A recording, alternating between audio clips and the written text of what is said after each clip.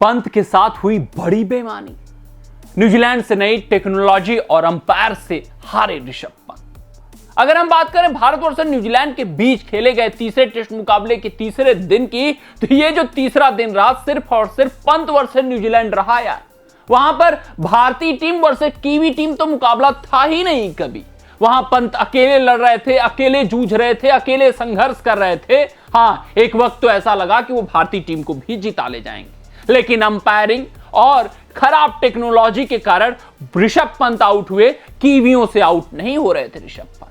अगर हम बात करें ऋषभ पंत की तो जमकर बल्लेबाजी की। यहां पर विराट कोहली, रोहित शर्मा, यशस्वी जायसवाल, शुभमन गिल सब पत्ते की तरह झड़ते हुए दिख रहे थे, बिखरते हुए दिख रहे थे, लेकिन हमारा संकट मोचक खड़ा था, टिका था, डटा था, लड़ाई लड़ रहा था, जूझ रहा था, संघर्ष कर रहा था। लेकिन उसका संघर्ष खराब टेक्नोलॉजी, खराब अंपायरिंग और जल्दबाजी के कारण खत्म होता हुआ नजर आया और भारतीय टीम को जिल्लतों भरी हार मिली। अगर बात करें ऋषभ पंत के डिसमिसल की, तो इस वक्त वो चर्चाओं का विषय बना है। ऋषभ पंत जो एक वक्त तक लगभग भारतीय टीम को मुकाबला जिता ले चले थे, 64 रन बनाए, 57 गेंदों पे 9 चौके और 1 छक्के, लेकिन एजाज पटेल की एक गेंद आगे बढ़कर स्पिन को नेगोशिएट करने का प्रयास करते हैं। गेंद ज्यादा घूमती है, उनके पैड से उठती है और कैच टॉम ब्लंडल पकड़ते हैं। लेकिन वहां पर कीवी टीम से लिबरल अपील करती है। एजाज पटेल कंफर्म दिखाई देते हैं कि ऋषभ पंत ने एज किया है बॉल को बैट से और ऋषभ पंत आउट है। लेकिन ऋषभ पंत उतने ही श्योर नजर आते हैं कि नहीं, बॉल बैट को नहीं बल्कि पैड को लगकर उठी है और मैं नॉट आउट हूं।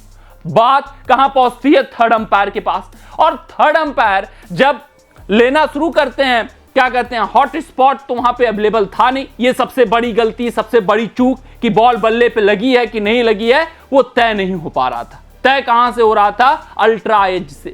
वहां पर देखा जा रहा था कि स्निकोमीटर में साउंड आया है कि नहीं आया। लेकिन हुआ क्या था? साइमल्टेनियसली एक साथ बैट पैड को टच होता है और उसी के साथ बॉल बैट के पास से गुजरती है। और जो स्निकोमीटर में आपको पता है कि साउंड आता है, कहीं से साउंड आएगा वो कैप्चर कर लेते हैं और कैप्चर साउंड हो जाता है। लेकिन ऋषभ पंत वहां पर ऑन फील्ड अंपायर को समझाते हुए नजर आते हैं कि वो जो मेरा पैड बैट को रश कर रहा है उसके कारण ये साउंड आ रहा है, बॉल बल्ले पे नहीं लगी है। और यहां पर अगर on field umpire not out दिया है तो आप क्या करते हैं कि कॉन्क्लूसिव एविडेंस नहीं है आपके पास, आप ऑन फील्ड अंपायर के साथ स्टिक कर जाते हैं। थर्ड अंपायर को ऐसा ही कुछ करना चाहिए, क्योंकि टेक्नोलॉजी में जो एरर है उसको देखते हुए LBW कॉल आपको याद होगा कैसे दिया जाता है? अंपायर्स कॉल के बुनियाद पर दिया जाता है कि अगर अंपायर्स कॉल क्या है, नॉट आउट तो नॉट आउट, अगर अंपायर्स कॉल आउट है तो आउट दिया जाता है। उसी तरीके से यहां पर थर्ड अंपायर को यह फैसला देना चाहिए था कि because of not conclusive evidence Rishabh Pant not out है। लेकिन उल्टा होता है, उनको पता नहीं कहां से कंक्लूसिव एविडेंस दिखता है, लेकिन पूरे मोशन में आप देखेंगे तो साफ तौर पे लगता है कि बॉल बल्ले से थोड़ी दूर से जा रही है और जाकर पैड पे टकराती है। लेकिन थर्ड अंपायर की समझ में कुछ और आता है और वहां पर आउट दे देते हैं।